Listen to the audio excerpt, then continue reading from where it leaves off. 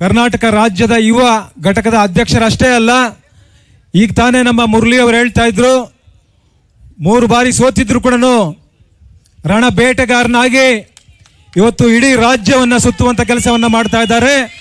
ಬಹುತು ಇವತ್ತು ಕರ್ನಾಟಕ ರಾಜ್ಯದ ಭವಿಷ್ಯದ ರಾಜಕಾರಣಿ, ನಿಮ್ಮೆಲ್ಲರ ನೆಚ್ಚಿನ ಜನಪ್ರಿಯ ನಾಯಕರು. ಇವತ್ತು ಇಡೀ ಕರ್ನಾಟಕದಲ್ಲಿ ನಿಮ್ಮೆಲ್ಲರ ಯುವ ಕಣ್ಮಣಿ. ಬಹುಶಃ ಇವತ್ತು ನಾನು ಒಂದು ಮಾತನ್ನ ಹೇಳಲಿಕ್ಕೆ ಇಷ್ಟಪಡ್ತೇನೆ. 3 ಸಾರಿ ನಿಖಿಲಣ್ಣ ಸೋತಿದ್ರು ಕೂಡ ನಮ್ಮ ಪಕ್ಷ ರಾಜ್ಯವನ್ನ ಆಡಳಿತ ಮಾಡಿರ್ತಕ್ಕಂಥ ಪಕ್ಷ, ದೇಶವನ್ನ ಆಡಳಿತ ಮಾಡಿರ್ತಕ್ಕಂಥ ಪಕ್ಷ. ಹಾಗಾಗಿ ನಮಗೆ ಸೋಲು ಅನ್ನುವಂಥದ್ದು ಏನು ಬಹಳ ಪ್ರಮುಖವಾದಂಥ ಪಾತ್ರ ವಹಿಸೋದಿಲ್ಲ. ಹಾಗಾಗಿ ನಮ್ಮ ನಾಯಕರು ಇವತ್ತು ರಣ ಬೇಟೆಗಾರರಾಗಿ ಇಡೀ ರಾಜ್ಯವನ್ನ ಸುತ್ತಿ ಪಕ್ಷ ಕಟ್ಟುವಂತ ಕೆಲಸವನ್ನ ಮಾಡ್ತಾ ಇದ್ದಾರೆ. ಅವರ ಜೊತೆಯಲ್ಲಿ ಹೆಜ್ಜೆಗಳನ್ನು ಹಾಕುವಂತ ಕೆಲಸವನ್ನ, ಪಕ್ಷ ಕಟ್ಟುವಂತ ಕೆಲಸವನ್ನ ಮುಂದಿನ ಈಗ ಮುರಳಿ ಅವರು ಹೇಳಿದ ಹಾಗೆ ಕೋಲಾರ, ಚಿಕ್ಕಬಳ್ಳಾಪುರ 11 ವಿಧಾನಸಭಾ ಕ್ಷೇತ್ರಗಳಲ್ಲಿ 8 ವಿಧಾನಸಭಾ ಕ್ಷೇತ್ರಗಳು ಗೆದ್ರೆ ವಿಧಾನಸೌಧದಲ್ಲಿ ಯಾವ ಸರ್ಕಾರ? JDS ಸರ್ಕಾರ. ಹಾಗಾಗಿ ಆ ಕೆಲಸವನ್ನು ಮಾಡುವಂತ ಸಂಕಲ್ಪವನ್ನ ಇವತ್ತು ನಾವು ಮಾಡಬೇಕಾಗಿದೆ. ಇವತ್ತು ನನಗೆ 57 ವರ್ಷ. ನನ್ನ 57 ವರ್ಷದಲ್ಲಿ 36 ವರ್ಷ ನಾನು ರಾಜಕಾರಣ ಮಾಡ್ಕೊಂಡು ಬಂದಿದ್ದೇನೆ. 36 ವರ್ಷ ನಾನು ರಾಜಕಾರಣ ಮಾಡಿದ್ದೇನೆ. ಅದರಲ್ಲಿ 16 ವರ್ಷ ಚಿಂತಾಮಣಿ ವಿಧಾನಸಭಾ ಕ್ಷೇತ್ರದಲ್ಲಿ ರಾಜಕಾರಣ ಮಾಡಿದ್ದೇನೆ ಮತ್ತು ಬೆಂಗಳೂರಿನಲ್ಲಿ 20 ವರ್ಷ ರಾಜಕಾರಣ ಮಾಡಿದ್ದೇನೆ. ನಾನು ಯಾಕೆ ಈ ಮಾತನ್ನ ಹೇಳ್ತಾ ಇದ್ದೀನಿ ಅಂದ್ರೆ, ನನ್ನ 36 ವರ್ಷದ ರಾಜಕಾರಣದಲ್ಲಿ ಬಹುಶಃ ಇಂಥ ಒಂದು ಕೆಟ್ಟ ಸರ್ಕಾರವನ್ನ ನಾನು ಯಾವತ್ತೂ ಕೂಡ ನೋಡಿರಲಿಲ್ಲ. ಇಂಥ ಒಂದು ಕೆಟ್ಟ ಸರ್ಕಾರವನ್ನ ನಾನು ಯಾವತ್ತೂ ಕೂಡ ನೋಡಿರಲಿಲ್ಲ. ಅದರ ಜನರಿಗೆ ಎಷ್ಟು ಬಹಳ ಒಂದು ಸುಲಭದ ರೀತಿಯಲ್ಲಿ ಒಂದು ವಂಚನೆ ಮಾಡಿ ಇವತ್ತು ಗ್ಯಾರಂಟಿಗಳನ್ನು ತೋರಿಸಿ ಇವತ್ತು ಅಧಿಕಾರಕ್ಕೆ ಬಂದಿರತಕ್ಕಂಥ ಸರ್ಕಾರ ಇದು. ಇವತ್ತು 2,000 ರೂಪಾಯಿ ಕೊಡ್ತೀವಿ ಅಂತ, ಅಕ್ಕಿ ಕೊಡ್ತೀವಿ ಅಂತ, ವಿದ್ಯುತ್ ಫ್ರೀ ಅಂತ, ಬಸ್ ಫ್ರೀ ಅಂತ, ಮತ್ತು ನಿರುದ್ಯೋಗಿಗಳಿಗೆ ಡಿಪ್ಲೊಮಾ ಓದಿರ್ತಕ್ಕಂಥವ್ರಿಗೆ 1,500 ಮತ್ತು ಡಿಗ್ರಿ ಮಾಡಿರ್ತಕ್ಕಂಥವ್ರಿಗೆ 3,000 ಅಂತೇಳಿ ಸುಳ್ಳು ಹೇಳ್ಕೊಂಡು ಬಂದಿರತಕ್ಕಂಥದ್ದು. ಇವತ್ತು ನಾನು ನಮ್ಮ ಮಂತ್ರಿಗಳಿಗೆ ಕೇಳ್ತೇನೆ, ಇವತ್ತು ನೀವು ಚಿಂತಾಮಣಿ ವಿಧಾನಸಭಾ ಕ್ಷೇತ್ರದಲ್ಲಿ ಡಿಪ್ಲೊಮಾ ಮಾಡಿರ್ತಕ್ಕಂಥವ್ರಿಗೆ ಎಷ್ಟು ಜನಕ್ಕೆ ನೀವು ಕೊಡ್ತಾ ಇದ್ದೀರಾ? 1,500. ನೀವು ಬರಬೇಕು. ಬಹುಶಃ ಅವರು ಊರಲ್ಲಿ ಇಲ್ಲ ಅಂತ ಗೊತ್ತಾಯ್ತು ನನಗೆ. ಅವ್ರು ಬಂದ ಮೇಲೆ ಇದಕ್ಕೆ ಒಂದು ತಾವು ಕೊಡಬೇಕು, ಸ್ಪಷ್ಟನೆ ಕೊಡಬೇಕು. ಡಿಗ್ರಿ ಹೋಲ್ಡರ್ಸ್ಗೆ ಎಷ್ಟು ಜನಕ್ಕೆ ನೀವು 3,000 ಕೊಡ್ತಾ ಇದ್ದೀರಾ ಅನ್ನುವಂಥದ್ದನ್ನು ಕೂಡ ಹೇಳಬೇಕು. ಅದರ ಜೊತೆಗೆ ಜಿಲ್ಲೆಯಲ್ಲಿ ಯುವಕರಿಗೆ ಇವತ್ತು ಏನಾಗ್ತಾ ಇದೆ ಅನ್ನುವಂಥದ್ದನ್ನ ಹೇಳಬೇಕು.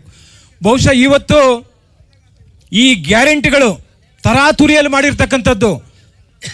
ಇವತ್ತು ಯಾವುದೇ ಒಂದು ಯೋಜನೆಯನ್ನು ತಂದಾಗ ಈ ಯೋಜನೆಗೆ ಎಷ್ಟು ಖರ್ಚಾಗುತ್ತೆ, ಇದು ಎಲ್ಲಿಂದ ತರಬೇಕು, ಏನೂ ಇಲ್ಲ. ಜನರನ್ನ ವಂಚನೆ ಮಾಡಬೇಕು ಅಂತೇಳಿ ಮೋಸ ಮಾಡಿ ಸುಳ್ಳು ಹೇಳಿ ಇವತ್ತು 72,000 ಕೋಟಿ ಬೇಕಾಗಿತ್ತು ಇವರ ಗ್ಯಾರಂಟಿಗಳಿಗೆ. ಕರ್ನಾಟಕ ಸರ್ಕಾರದಲ್ಲಿ ಮುಖ್ಯಮಂತ್ರಿಗಳು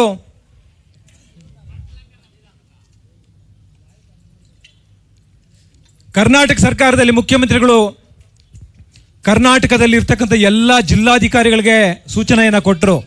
ಏನಂತ ಸೂಚನೆಯನ್ನು ಕೊಟ್ಟರು? ನಮ್ಮ ಕೈಯಲ್ಲಿ ಕೊಡೋಕೆ ಆಗ್ತಾ ಇಲ್ಲ ದುಡ್ಡು, ನೀವು ಹೇಗಾದರೂ ಮಾಡಿ ಈ BPL ಕಾರ್ಡ್ಗಳನ್ನ ಇವೆಲ್ಲ ರ್ಯಾಂಡಮ್ ಆಗಿ ಕಟ್ ಮಾಡಬೇಕು ಅಂತ. ರ್ಯಾಂಡಮ್ ಆಗಿ ಕಟ್ ಮಾಡಿದ್ದಕ್ಕೆ ಅವರಿಗೆ 25,000 ಕೋಟಿ ಕಡಿಮೆ ಮಾಡಿಕೊಂಡ್ರು. 25,000 ಕೋಟಿ ಕಡಿಮೆ ಮಾಡಿಕೊಂಡ್ರು. ಇವತ್ತು ಇಷ್ಟು ಕಡಿಮೆ ಮಾಡಿಕೊಂಡು ಆದರೂ ಕೂಡ ಇವತ್ತು 45,000 ಕೋಟಿ ಬೇಕು. ಈ 45,000 ಕೋಟಿ ಇವತ್ತು ಯಾರ್ಯಾರಿಗೆ ಮೋಸ ಮಾಡಿದ್ರೆ ಒಂದುಗೂಡಿಸ್ಬೋದು. SC ST ಕಲ್ಯಾಣಕ್ಕಾಗಿ ಮೀಸಲಿಟ್ಟಿರ್ತಕ್ಕಂಥ ಹಣವನ್ನ ಇವತ್ತು ಹಿಂದೆ ನಾನು ವಿಧಾನಸಭೆಯಲ್ಲಿ ಸದಸ್ಯನಾಗಿದ್ದಂಥ ಸಂದರ್ಭದಲ್ಲಿ ಸಿದ್ದರಾಮಯ್ಯನವರು ಹೇಳ್ತಾ ಇದ್ರು, ಕರ್ನಾಟಕದ ಇತಿಹಾಸದಲ್ಲಿ, ದೇಶದ ಇತಿಹಾಸದಲ್ಲಿ ST ST ಕಲ್ಯಾಣಕ್ಕಾಗಿ 30,000 ಕೋಟಿ ಮೀಸಲಿಟ್ಟಿರ್ತಕ್ಕಂಥ ಹಣ ಯಾರಾದರೂ ಇಟ್ಟಿದ್ರೆ ಅದು ಸಿದ್ದರಾಮಯ್ಯನವರು ಅಂತ. ನಿಜ, ನಾವು ಕೂಡ ಒಪ್ಕೊಂತೇವೆ. ಆದರೆ ಇವತ್ತು ನೀವೇನು ಮಾಡ್ತಾ ಇದ್ದೀರಾ? ಈ ಗ್ಯಾರಂಟಿಗಳನ್ನು ನಿಭಾಯಿಸುವುದಕ್ಕೆ ಇವತ್ತು SC ST ಜನಾಂಗಕ್ಕೆ ಇವತ್ತು ನೀವು ಅನ್ಯಾಯ ಮಾಡ್ತಾ ಇದ್ದೀರಾ, ನೀವು ಮೋಸ ಮಾಡ್ತಾ ಇದ್ದೀರಾ. ಈ ಹಣವನ್ನ ಆ SC/ST ಮಕ್ಕಳು ಇವತ್ತು ಹಾಸ್ಟೆಲ್ಗಳಲ್ಲಿ ಯಾರು ಓದ್ತಾ ಇದ್ರೆ ಅವ್ರಿಗೆ ಸ್ಕಾಲರ್ಶಿಪ್ ಕೊಡುವಂತ ಹಣ ಇವತ್ತು SC/ST ಜನಾಂಗ ಎಲ್ಲಿ ವಾಸ ಮಾಡ್ತಾರೆ ಆ ಜನಾಂಗದಲ್ಲಿ ಆ ಕಾಲೋನಿಗಳಲ್ಲಿ CC ರಸ್ತೆಗಳನ್ನು ಕೊಡುವಂತ ಹಣ ಇವತ್ತು SC/ST ಜನಾಂಗ ಎಲ್ಲಿ ವಾಸ ಮಾಡ್ತಾರೆ ಚರಂಡಿಗಳು, ಲೈಟ್ಗಳು, ಅವ್ರಿಗೆ ಲೋನ್ಗಳು, ಇವತ್ತು SC/ST ಜನಾಂಗಕ್ಕೆ ಮನೆಗಳಿರ್ಬೋದು, ಇವತ್ತು ಗಂಗಾ ಕಲ್ಯಾಣಿ ಬೋರ್ವೆಲ್ಗಳಿರ್ಬೋದು. ಆದರೆ ಇವತ್ತು ನಾನಿದ್ದಂಥ ಸಂದರ್ಭದಲ್ಲಿ ನೀವೆಲ್ಲರೂ ಕೂಡ ನೋಡಿದ್ದೀರಾ ಯಾವ ಪಾಲಿಟೆಕ್ನಿಕ್ ಗ್ರೌಂಡ್ ಅಲ್ಲಿ ಎಷ್ಟು ಮೋಟರ್ಗಳನ್ನು ಕೊಡ್ತಾ ಇದ್ವಿ, ಎಷ್ಟು ಪಂಪು ಮೋಟರ್ಗಳನ್ನು ಕೊಡ್ತಾ ಇದ್ವಿ, ಎಷ್ಟು ಕೇಬಲ್ಗಳನ್ನು ಕೊಡ್ತಾ ಇದ್ವಿ. ಇವತ್ತು ನೀವು 2.5 ವರ್ಷ ಆಯ್ತು ಒಂದೇ ಒಂದು ಪಂಪು ಮೋಟರ್ನ ಕೊಟ್ಟಿರ್ತಕ್ಕಂಥದ್ದು ನೀವು ನೋಡಿದ್ದೀರಾ? ಒಂದೇ ಒಂದು ಪಂಪು ಮೋಟರ್ ಕೊಟ್ಟಿರ್ತಕ್ಕಂಥದ್ದು ನೀವು ನೋಡಿಲ್ಲ. ನೀವೊಂದು ಲೋನ್ ಇಲ್ಲ, ಒಂದು ಬೋರ್ವೆಲ್ ಇಲ್ಲ. ಆದರೆ ನಿಮ್ಮ ಇವತ್ತು SC/ST ಜನಾಂಗಕ್ಕೆ ಎಷ್ಟು ಅನ್ಯಾಯ ಮಾಡ್ತಾ ಇದೆ ಈ ಕರ್ನಾಟಕ ಸರ್ಕಾರ ಅಂತ ಹೇಳಿದ್ರೆ ನಾವು ಇವತ್ತು ಎಲ್ಲರೂ ಕೂಡ ಯೋಚನೆ ಮಾಡಬೇಕಾಗಿದೆ. ನಮ್ಮ ಕಲ್ಯಾಣಕ್ಕಾಗಿ ಕೊಟ್ಟಿರ್ತಕ್ಕಂಥ ಹಣವನ್ನ ನೀವು ಅಷ್ಟೇ ಸಾಲದು ಅಂತ ಹೇಳಿ ತೆಲಂಗಾಣದಲ್ಲಿ ಚುನಾವಣೆ ನಡೆದಂಥ ಸಂದರ್ಭದಲ್ಲಿ ಇವತ್ತು 89 ಕೋಟಿ ರೂಪಾಯಿ ಮುಖ್ಯಮಂತ್ರಿಗಳು ಹೇಳ್ತಾರೆ 150 ಅಂತ ಹೇಳ್ತಾರೆ. 150 ಅಲ್ಲ, ನಾವು ತಿಂದಿರ್ತಕ್ಕಂಥದ್ದು 89 ಕೋಟಿ ಅಂತ ಹೇಳಿ ಸ್ವತಃ ಮುಖ್ಯಮಂತ್ರಿಗಳೇ ಹೇಳ್ತಾರೆ, ವಿಧಾನಸಭೆಯಲ್ಲಿ ನಾವು 150 ಕೋಟಿ ರೂಪಾಯಿ ಅಲ್ಲ 89 ಕೋಟಿ ರೂಪಾಯಿ ನಾವು ತಿಂದಿದ್ದೀವಿ. 89 ಕೋಟಿ ರೂಪಾಯಿ ತಿಂದಿದ್ದೀವಿ. ಬಹುಶಃ ಈ ಕರ್ನಾಟಕ ಸರ್ಕಾರದಲ್ಲಿ ತಿನ್ನೋದಕ್ಕೆ ಒಂದಷ್ಟು ಯೋಜನೆಗಳು, ರಾಜಕಾರಣ ಮಾಡೋದಕ್ಕೆ ಒಂದಷ್ಟು ಯೋಜನೆಗಳು. ತಿನ್ನೋದೇನಪ್ಪ ಅಂತ ಹೇಳಿದ್ರೆ ನಾನಿವತ್ತು 2014ರಲ್ಲಿ ಇವತ್ತಿನ ಮುಖ್ಯಮಂತ್ರಿಗಳು ಆವತ್ತು ಕೂಡ ಅವರು ಮುಖ್ಯಮಂತ್ರಿಗಳಾಗಿದ್ದರು. ಚಿಕ್ಕಬಳ್ಳಾಪುರದಲ್ಲಿ ಲೋಕಸಭಾ ಚುನಾವಣೆ ಬಂತು 2014ರಲ್ಲಿ. 2014ರಲ್ಲಿ ಲೋಕಸಭಾ ಚುನಾವಣೆ ಬಂದಂಥ ಸಂದರ್ಭದಲ್ಲಿ ಎತ್ತಿನ ಹೊಳೆ ಯೋಜನೆ ಪ್ರಾರಂಭ ಆಯಿತು.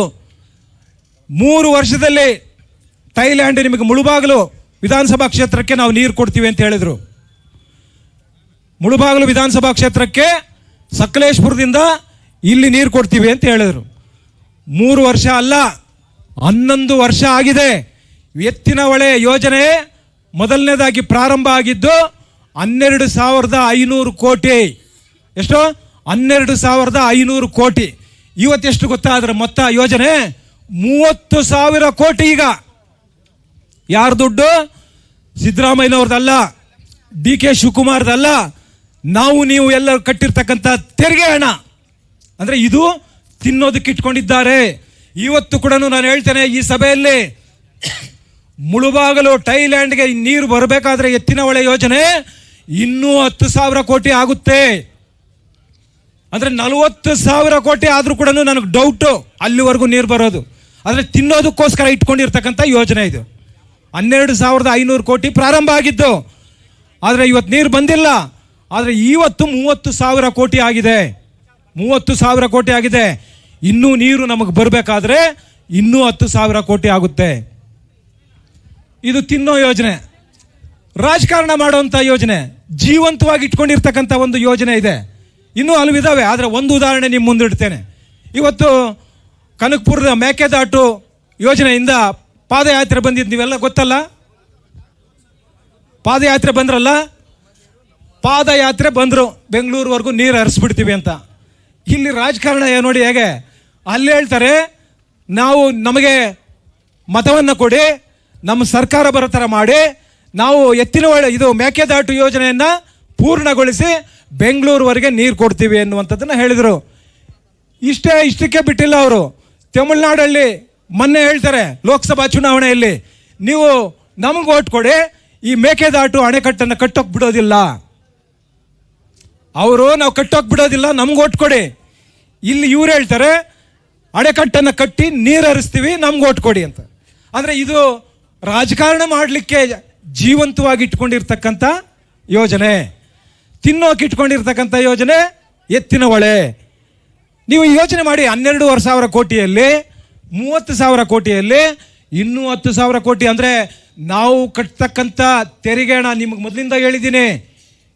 ಏನಪ್ಪ ನಾವು ಟ್ಯಾಕ್ಸೇ ಕಟ್ಟಲ್ಲ, ಏನು JK ಕೃಷ್ಣಾರೆಡ್ಡಿ ಹಿಂಗೆ ಹೇಳ್ತಾರೆ. ನೀವು ಬೆಳಗ್ಗೆ ಎದ್ದಾಗ ಒಂದು ಟೀ ಕುಡಿದ್ರೆ ಟೀ ಪೌಡ್ರಿಗೆ ಟ್ಯಾಕ್ಸ್ ಕಟ್ತೀರಾ, ಸಕ್ಕರೆಗೆ ಟ್ಯಾಕ್ಸ್ ಕಟ್ತೀರಾ, ನೀವೊಂದು ಬಟ್ಟೆ ಹಾಕಿದ್ರೆ ಅದನ್ನು ಒಗಿಬೇಕಲ್ಲ, ಸೋಪಿಗೆ ಟ್ಯಾಕ್ಸ್ ಕಟ್ತೀರಾ, ನೀವೇನಾದರೂ ತಿಂಡಿ ಮಾಡಿದ್ರೆ ಆ ತಿಂಡಿಗೆ ಎಲ್ಲ ಪ್ರತಿಯೊಂದು ಆ ಸಾಮಗ್ರಿಗಳಿಗೆ ನೀವು ಟ್ಯಾಕ್ಸ್ ಕಟ್ತೀರಾ. ಮಧ್ಯಾಹ್ನ ಊಟ ನಾವೇನು ಮಾಡ್ತೀವಿ ಪ್ರತಿಯೊಂದು ಸಾಮಗ್ರಿಗಳಿಗೂ ಕೂಡ ನಾವು ಟ್ಯಾಕ್ಸ್ ಕಟ್ತೇವೆ. ರಾತ್ರಿ ನಾವೇನು ಮಾಡ್ತೀವಿ, ರಾತ್ರಿ ಎಣ್ಣೆ ಗೊತ್ತಲ್ಲ ನಿಮ್ಗೆ ಎಷ್ಟಾಗಿದೆ ಅಂತ. ಇವತ್ತು 50 ರೂಪಾಯಿ ಇರ್ತಕ್ಕಂಥದ್ದು 300 ರೂಪಾಯಿ ಆಗಿದೆ. 500 ರೂಪಾಯಿ ಇರ್ತಕ್ಕಂಥದ್ದು 2,500 ಆಗಿದೆ. ಇವತ್ತು ದುಪ್ಪಟ್ಟಲ್ಲ 5 ಪಟ್ಟು ಜಾಸ್ತಿ ಆಗಿದೆ. ಆದರೆ ಇವತ್ತು ಈ ಗ್ಯಾರಂಟಿಗಳನ್ನು ನಿಭಾಯಿಸುವಂಥದ್ದಕ್ಕೆ ಈ ಸರ್ಕಾರ ನಿಮ್ಮ ಜೋಬಿಗೆ ಕೈ ಹಾಕಿ ನಿಮ್ಮ ಜೋಬಿನಿಂದ ಕಿತ್ತು ಇವತ್ತು ಕೊಡ್ತಾ ಇರ್ತಕ್ಕಂಥದ್ದು. ನಿಮಗೆ 2,000 ರೂಪಾಯಿ ಕೊಡೋದಷ್ಟೇ ಅಲ್ಲ, 2,000 ರೂಪಾಯಿ ಅವ್ರು ಕೊಡೋದ್ರೆ ಇವತ್ತು 5,000 ರೂಪಾಯಿ 6,000 ರೂಪಾಯಿ ನಮ್ಮ ಜೋಬಿಂದ ಕಿತ್ಕೊಂಡು ನಮ್ಮನೆಗೆ ಇವತ್ತು 2,000 ರೂಪಾಯಿ ಕೊಡ್ತಕ್ಕಂಥದ್ದು. ಇವತ್ತು ಇದರ ಪರಿಣಾಮ ಏನಾಗಿದೆ ಅನ್ನುವಂಥದ್ದನ್ನು ನೀವೆಲ್ಲರೂ ಕೂಡ ಯೋಚನೆ ಮಾಡಬೇಕು. ಇವತ್ತು ಈ ಗ್ಯಾರಂಟಿಗಳ ಪರಿಣಾಮ ಏನಾಗಿದೆ ಅನ್ನುವಂಥದ್ದನ್ನು ನೀವೆಲ್ಲರೂ ಕೂಡ ಯೋಚನೆ ಮಾಡಬೇಕು. ಇದರ ಪರಿಣಾಮ ಏನಾಗಿದೆ ಅಂದರೆ ಇವತ್ತು ಈ ಸಾಲಿನಲ್ಲಿ 1,16,000 ಕೋಟಿ ಸಾಲ ಮಾಡಿರ್ತಕ್ಕಂಥದ್ದು ಸಿದ್ದರಾಮಯ್ಯನವರು. ಇವತ್ತು ನಮ್ಮ ಕರ್ನಾಟಕ ರಾಜ್ಯ ಇವತ್ತು ನಾವು ಮಾಡಿರ್ತಕ್ಕಂಥ ಸಾಲ ಎಷ್ಟು ಅಂದರೆ 8 ಲಕ್ಷ ಕೋಟಿ ಇವತ್ತು ನಮ್ಮ ಮೇಲೆ ಸಾಲ ಇದೆ. 8 ಲಕ್ಷ ಕೋಟಿ ಇವತ್ತು ನಮ್ಮ ಮೇಲೆ ಸಾಲ ಇದೆ. ನಾವು ಏಷ್ಯನ್ ಬ್ಯಾಂಕ್ಸ್ಗೆ ಇವತ್ತು ನಾವು ಬಡ್ಡಿ ಕಟ್ತಾ ಇರ್ತಕ್ಕಂಥದ್ದು ಎಷ್ಟು? ನಾವು ಇವತ್ತು ಬಡ್ಡಿ ಕಟ್ತಾ ಇರ್ತಕ್ಕಂಥದ್ದು ಬ್ಯಾಂಕ್ಗಳಿಗೆ ಕರ್ನಾಟಕ ರಾಜ್ಯದ ನಮ್ಮ ಖಜಾನೆಯಿಂದ 1 ಲಕ್ಷ ಕೋಟಿ ಇವತ್ತು ನಾವು ಬಡ್ಡಿ ಕಟ್ತಾ ಇದ್ದೀವಿ. ಆದರೆ ನೀವು ಮಾಡ್ಕೊಂಡಿರೋ ತೀಟಗಳಿಗೆ ಇವತ್ತು ಲಕ್ಷಾಂತರ ರೂಪಾಯಿ ಕೋಟಿಗಳು ಇವತ್ತು ಸಾಲ ಮಾಡ್ತಾ ಇರ್ತಕ್ಕಂಥದ್ದು. ಆದರೆ ಕುಮಾರಣ್ಣವರು ಕೂಡ ಸಾಲ ಮಾಡಿದ್ದಾರೆ. ನಾನು ಇವತ್ತು 99ರಿಂದ ಯಾರ್ಯಾರು ಸರ್ಕಾರಗಳನ್ನು ಆಳಿದ್ರು, ಯಾರ್ಯಾರು ಎಷ್ಟೆಷ್ಟು ಸಾಲ ಮಾಡಿದ್ರು, ದಯಮಾಡಿ ಇವೆಲ್ಲ ನೀವು ತಿಳ್ಕೊಳ್ಬೇಕು. ನಾನು ನಿಮ್ಮ ಮುಂದೆ ಇಡ್ತೇನೆ, ಅಂಕಿಅಂಶಗಳನ್ನು ಇಡ್ತೇನೆ. ಇವತ್ತು 1999ರಲ್ಲಿ ಕೋಲಾರ್ನಲ್ಲಿ ಪಾಂಚಜನ್ಯ ಯಾತ್ರೆ ಅಂತ ಪ್ರಾರಂಭ ಮಾಡಿದ್ರು SM ಕೃಷ್ಣ ಅವರು ಜನ ಪಾಪ ಮರಳಾಗಿ ಏನೋ ಕಡ್ದು ಕಟ್ಟೆ ಹಾಕ್ತಾರೆ ಅಂತ ಹೇಳಿ ಅವ್ರಿಗೆ ಓಟ್ ಕೊಟ್ಟರು. 99ರಿಂದ 2004ರವರೆಗೆ ಅವ್ರು ಮಾಡಿರ್ತಕ್ಕಂಥ ಸಾಲ 39,200 ಕೋಟಿ ಸಾಲ ಮಾಡಿದ್ರು. ಆದರೆ ಯಾವುದೇ ರೈತರಿಗೆ ಉಪಯೋಗ ಆಗುವಂಥ ಕೆಲಸ ಮಾಡಲಿಲ್ಲ. 2004ರಲ್ಲಿ ಕರ್ನಾಟಕ ವಿಧಾನಸಭಾ ಚುನಾವಣೆ ನಡೀತು. ಆವತ್ತು ಯಾರಿಗೂ ಕೂಡ ಬಹುಮತ ಬಂದಿರಲಿಲ್ಲ. ಆವತ್ತು ಕಾಂಗ್ರೆಸ್ ಪಕ್ಷ ಮತ್ತು JDS ಪಕ್ಷ ಅಧಿಕಾರಕ್ಕೆ ಬಂತು. ಧರ್ಮಸಿಂಗ್ ಅವರು, ದೇವೇಗೌಡರು ಕೂಡ ಧರ್ಮಸಿಂಗ್ ಅವರಾದರೆ ಮುಖ್ಯಮಂತ್ರಿ ಆಗಲಿ, ಒಳ್ಳೆಯವರು ಮಾಡ್ತಾರೆ ಅಂತೇಳಿ. ಆದರೆ ಧರ್ಮಸಿಂಗ್ ಅವರು ಮುಖ್ಯಮಂತ್ರಿಗಳಾಗಿ 20 ತಿಂಗಳು ಆಡಳಿತ ಮಾಡಿದ್ರು. ಅವ್ರು ಮಾಡಿರ್ತಕ್ಕಂಥ ಸಾಲ 10,000 ಕೋಟಿ. 10,000 ಕೋಟಿ ಸಾಲ ಮಾಡಿದ್ರು. ಯಾವುದೇ ರೈತರ ಸಾಲ ಮನ್ನಾ ಮಾಡಿಲ್ಲ. ಆದರೆ ಕಾರಣಾಂತರಗಳಿಂದ 2006ರಲ್ಲಿ ಕುಮಾರಣ್ಣವರು ಮುಖ್ಯಮಂತ್ರಿಗಳಾದರು. ಕುಮಾರಣ್ಣವರು ಮುಖ್ಯಮಂತ್ರಿಗಳಾದಾಗ ಕುಮಾರಣ್ಣವರು ಕೂಡ BJP ಜೊತೆ ಮಾಡಿದ್ರು. ಕುಮಾರಣ್ಣವರು ಮುಖ್ಯಮಂತ್ರಿಗಳಾದರು. ಕುಮಾರಣ್ಣವರು ಕೂಡ ಸಾಲ ಮಾಡಿದ್ರು.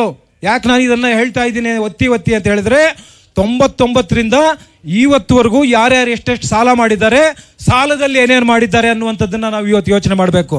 2006ರಲ್ಲಿ ಕುಮಾರಣ್ಣವರು ಸಾಲ ಮಾಡಿದ್ರು. ಎಷ್ಟು ಮಾಡಿದ್ರು? 3,500 ಕೋಟಿ ಸಾಲ ಮಾಡಿದ್ರು. 3,500 ಕೋಟಿಯಲ್ಲಿ 2,500 ಕೋಟಿ ರೈತರ ಸಾಲ ಮನ್ನಾ ಮಾಡಿದ್ರು. ಇಡೀ ದೇಶದಲ್ಲಿ ಕುಮಾರಣ್ಣವರು ರೈತರ ಸಾಲ ಮನ್ನಾ ಮಾಡಿ ರೈತರಿಗೆ ಈ ರೀತಿ ಒಂದು ನೆರವಿಗೆ ಬರಬಹುದು ಅಂತ ತೋರಿಸ್ಕೊಟ್ಟಿದ್ದು ಕುಮಾರಣ್ಣವರು.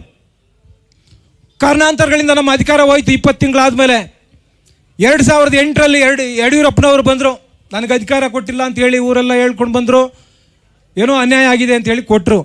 ಆದರೆ 3 ವರ್ಷ 3 ತಿಂಗಳ ಕಾಲ ಅವರು ಆಡಳಿತವನ್ನು ಮಾಡಿದ್ರು. 25,600 ಕೋಟಿ ಸಾಲ ಮಾಡಿದ್ರು. 25,600 ಕೋಟಿ ಸಾಲ ಮಾಡಿದ್ರು. ಆದರೆ ಯಾವುದೇ ರೈತರ ಸಾಲ ಮನ್ನಾ ಇಲ್ಲ. ಆನಂತರ ಧರ್ಮಸಿಂಗ್ ಅವರು ಬಂದರು. ಇವರು ಸದಾನಂದ ಗೌಡರು ಬಂದರು. ಸದಾನಂದ ಗೌಡರು 11,000 ಕೋಟಿ ಸಾಲ ಮಾಡಿದ್ರು. ಸದಾನಂದ ಗೌಡರು 11,000 ಕೋಟಿ ಸಾಲ ಮಾಡಿದ್ರು. ಯಾವುದೇ ರೈತರ ಸಾಲ ಮನ್ನಾ ಇಲ್ಲ. ಅದಾದ ನಂತರ ಜಗದೀಶ್ ಶೆಟ್ಟರ್ ಬಂದರು. 13,600 ಕೋಟಿ ಸಾಲ ಮಾಡಿದ್ರು. 13,600 ಕೋಟಿ ಸಾಲ ಮಾಡಿದ್ರು. ಯಾವುದೇ ರೈತರ ಸಾಲ ಮನ್ನಾ ಇಲ್ಲ. 13ರಲ್ಲಿ ಕರ್ನಾಟಕ ವಿಧಾನಸಭಾ ಚುನಾವಣೆ ಬಂತು. 13ರಲ್ಲಿ ಕರ್ನಾಟಕ ವಿಧಾನಸಭಾ ಚುನಾವಣೆ ಬಂದಂಥ ಸಂದರ್ಭದಲ್ಲಿ ಸಿದ್ದರಾಮಯ್ಯನವರು ಬಂದರು. ಸಿದ್ದರಾಮಯ್ಯನವರು ಆವತ್ತು ಮಾಡಿರ್ತಕ್ಕಂಥ 5 ವರ್ಷಗಳಲ್ಲಿ 1,20,000 ಕೋಟಿ ಸಾಲ ಮಾಡಿದ್ರು. 1,20,000 ಕೋಟಿ ಸಾಲ ಮಾಡಿದ್ರು. ಬಹುಶಃ ಇವತ್ತು 8 ಲಕ್ಷ ಕೋಟಿ ಆಗೋದಕ್ಕೆ ಕಾಂಗ್ರೆಸ್ ಸರ್ಕಾರ ಅರ್ಧ ಕಾರಣ. 4 ಲಕ್ಷ ಕೋಟಿ ಅವರೇ ಮಾಡಿರ್ತಕ್ಕಂಥದ್ದು. ಆದರೆ ಇವತ್ತು 1,20,000 ಕೋಟಿ ಮಾಡಿದ್ರು. 2018ರಲ್ಲಿ ಕರ್ನಾಟಕ ವಿಧಾನಸಭಾ ಚುನಾವಣೆ ಬಂತು. 2018ರಲ್ಲಿ ಕರ್ನಾಟಕ ವಿಧಾನಸಭಾ ಚುನಾವಣೆ ಬಂದಂಥ ಸಂದರ್ಭದಲ್ಲಿ ಎಣಿಕೆ ನಡೀತಾನೆ ಇತ್ತು. ಡೆಲ್ಲಿಯಿಂದ ಬಂದರು, ದೇವೇಗೌಡರ ಮನೆಯಲ್ಲಿ ಕುಂತ್ಕೊಂಡ್ರು.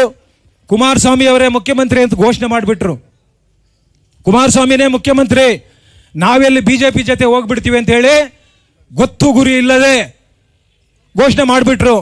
ಕುಮಾರಣ್ಣವರು ಮುಖ್ಯಮಂತ್ರಿಗಳಾದರು. ಕುಮಾರಣ್ಣವರು ಮುಖ್ಯಮಂತ್ರಿಗಳಾದ ಮೇಲೆ ಕುಮಾರಣ್ಣವರು ಕೂಡ ಆ ಸರ್ಕಾರದಲ್ಲಿ ಸಾಲ ಮಾಡಿದ್ರು. ಎಷ್ಟು ಮಾಡಿದ್ರು? ಕುಮಾರಣ್ಣವರು 14 ತಿಂಗಳಿದ್ರು. 14 ತಿಂಗಳು ಮುಖ್ಯಮಂತ್ರಿಗಳಾಗಿ ಅವರು 40,000 ಕೋಟಿ ಸಾಲ ಮಾಡಿದ್ರು. 40,000 ಕೋಟಿ ಸಾಲ ಮಾಡಿ 25,000 ಕೋಟಿ ರೈತರ ಸಾಲ ಮನ್ನಾ ಮಾಡಿದ್ರು. ಇವತ್ತು ನಮ್ಮ DCC ಬ್ಯಾಂಕ್ಗಳಲ್ಲಿ, ಬೇರೆ ಬೇರೆ ಬ್ಯಾಂಕ್ಗಳಲ್ಲಿ, ನಮ್ಮ ತಾಲೂಕಿನಲ್ಲಿ ಕೂಡ ಅನೇಕ ರೈತರಿಗೆ ಇವತ್ತು ದುಡ್ಡು ಬಂತು. ಆದರೆ 25,000 ಕೋಟಿ ಈ ದೇಶದ ಪ್ರಧಾನಮಂತ್ರಿಗಳಾದಂಥ ನರೇಂದ್ರ ಮೋದಿ ಅವರು ಒಪ್ಕೊಂಡ್ರು. ಈ ರೀತಿ ದಿಟ್ಟವಾದಂಥ ಒಂದು ಹೆಜ್ಜೆಯನ್ನು ಇಟ್ಟಿರ್ತಕ್ಕಂಥದ್ದು, ದಿಟ್ಟವಾದ ಧೈರ್ಯವಾಗಿ ಇವತ್ತು 25,000 ಕೋಟಿ ಇವತ್ತು ರೈತರ ಸಾಲ ಮನ್ನಾ ಮಾಡಿರ್ತಕ್ಕಂಥ ಕೀರ್ತಿ ಈ ದೇಶದಲ್ಲಿ ಯಾರಿಗಾದ್ರೂ ಇದ್ರೆ ಅದು ಕರ್ನಾಟಕ ರಾಜ್ಯದ ನಮ್ಮ ಹೆಮ್ಮೆಯ ಪುತ್ರ ಕೇಂದ್ರ ಮಂತ್ರಿಗಳು ಕುಮಾರಣ್ಣವರು.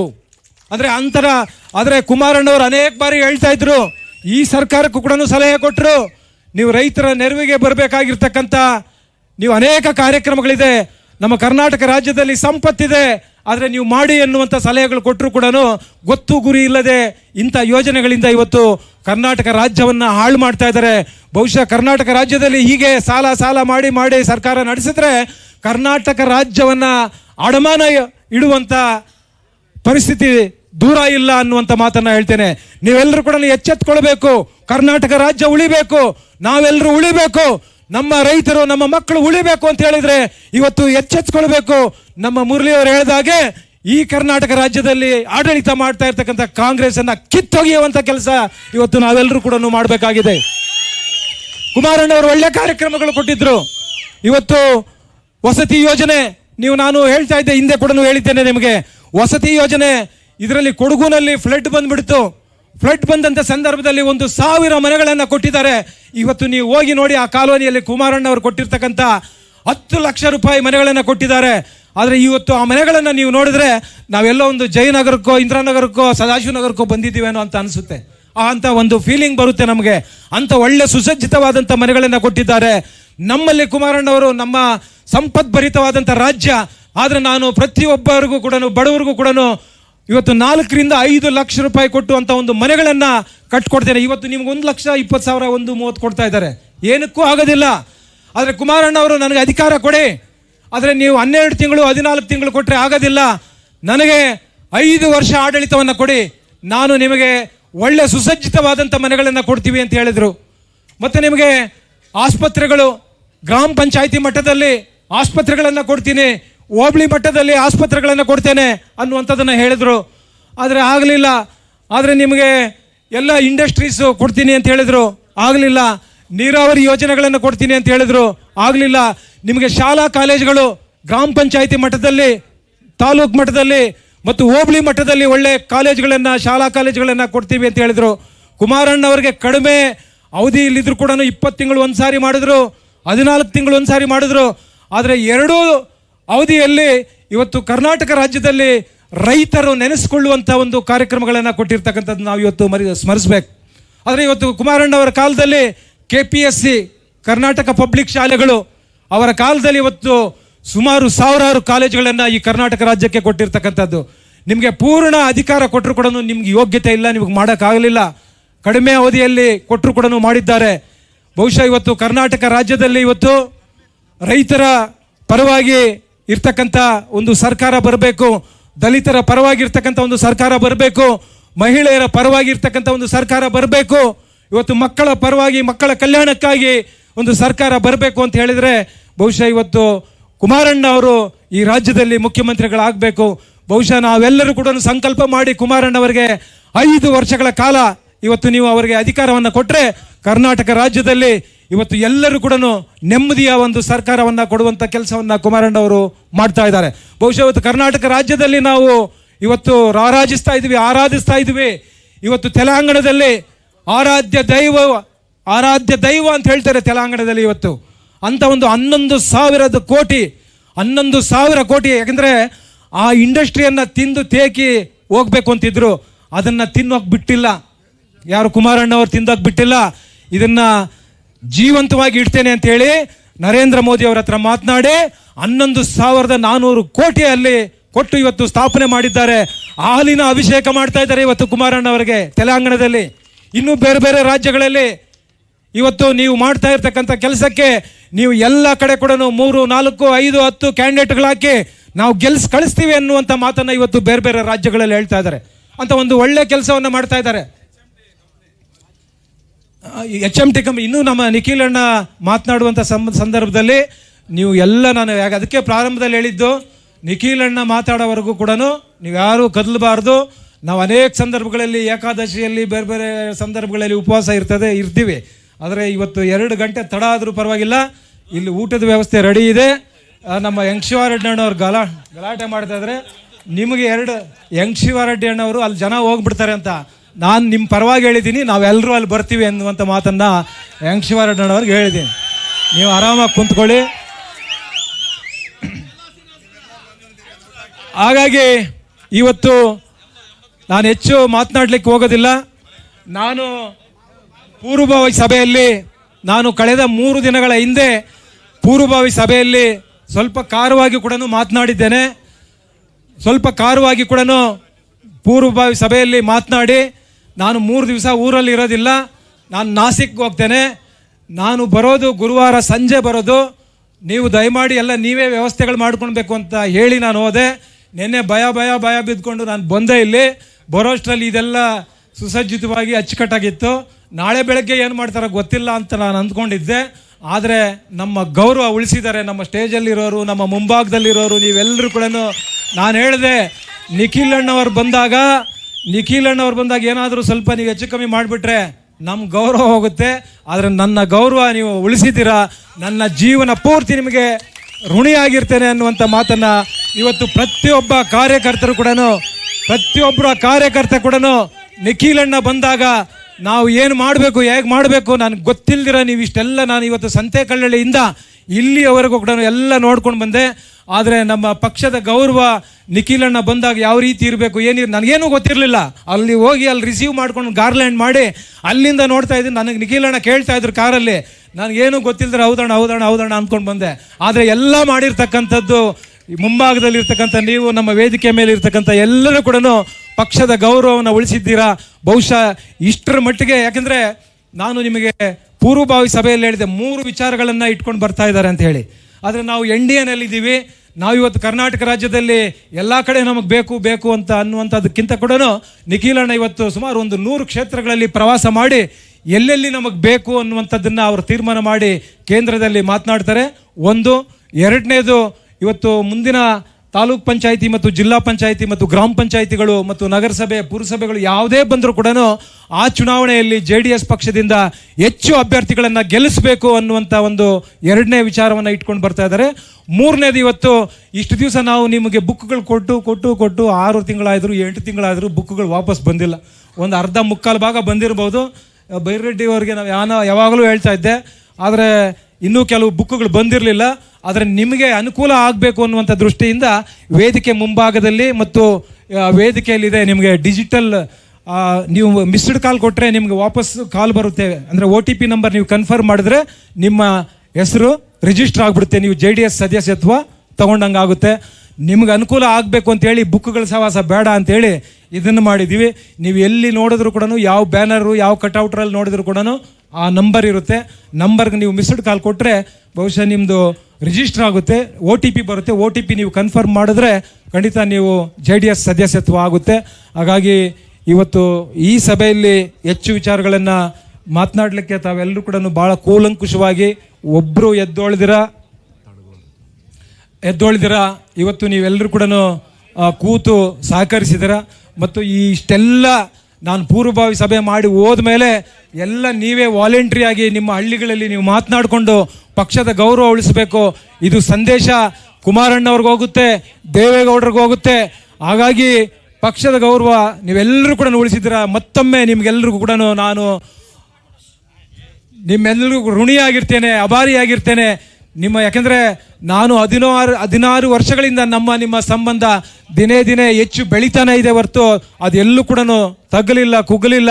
ಹಾಗಾಗಿ ಮತ್ತೊಮ್ಮೆ ನಿಮ್ಗೆಲ್ರಿಗೂ ಕೂಡ ಧನ್ಯವಾದಗಳು, ಅಭಿನಂದನೆಗಳನ್ನು ತಿಳಿಸಿ ಇವತ್ತು ಇನ್ನೊಂದು 2 ನಮ್ಮ ಮುಸಲ್ಮಾನ್ ಬಂಧುಗಳು ಅವರು ಒಂದು ಗಾರ್ಲ್ಯಾಂಡ್ ಮಾಡುವಂಥದ್ದು, ಮತ್ತು ಇನ್ನೊಂದು ನಮ್ಮ ನಿಖಿಲ್ ಕುಮಾರಸ್ವಾಮಿ ಅವರಿಗೆ ವಿಶೇಷವಾಗಿ ಇವತ್ತು ಜೊತೆಗೆ ನಾನು ನಿಮಗೆ ಪೂರ್ವಭಾವಿ ಸಭೆಯಲ್ಲಿ ಹೇಳಿದ್ದೆ, ನಿಖಿಲ್ ಅಣ್ಣವರು ನಮ್ಮ ಕೈವಾರ ಹೋಬಳಿಯ ತಳಗವಾರ ಪಂಚಾಯಿತಿ ತಾಯಿ ಹುಟ್ಟೂರು ಆ ಗ್ರಾಮದ ಮೊಮ್ಮಗ, ನಮ್ಮ ಕ್ಷೇತ್ರದ ಮೊಮ್ಮಗ. ನೀವು ನಮ್ಮ ಕ್ಷೇತ್ರದ ಮೊಮ್ಮಗನಿಗೆ ಇಷ್ಟು ಅಭೂತಪೂರ್ವವಾಗಿ ನೀವು ಸ್ವಾಗತ ಮಾಡಿ ಸಂತೆಕಲ್ಲಳಿಯಿಂದ ಒಂದೇ ಸಮನೆ ನೀವು ಇಲ್ಲಿವರೆಗೂ ಕೂಡ ಹೆಜ್ಜೆಗಳು ಹಾಕಿ ಜೊತೆಯಲ್ಲಿ ಬಂದು ಕಾರ್ಯಕ್ರಮವನ್ನು ಯಶಸ್ಸು ಮಾಡಿದ್ದೀರಾ. ನಿಮ್ಗೆಲ್ಲರೂ ಕೂಡ ಅಭಿನಂದನೆಗಳನ್ನು ಸಲ್ಲಿಸ್ತೇನೆ. ನಿಖಿಲಣ್ಣ ಮಾತುಗಳನ್ನು ಕೇಳಿ ಆಮೇಲೆ ನೀವೆಲ್ಲರೂ ಕೂಡ ಊಟಕ್ಕೆ ಹೋಗಬೇಕು ಅನ್ನುವಂಥ ಮಾತನ್ನು ಈ ಸಂದರ್ಭದಲ್ಲಿ ಹೇಳಿ ನಾನು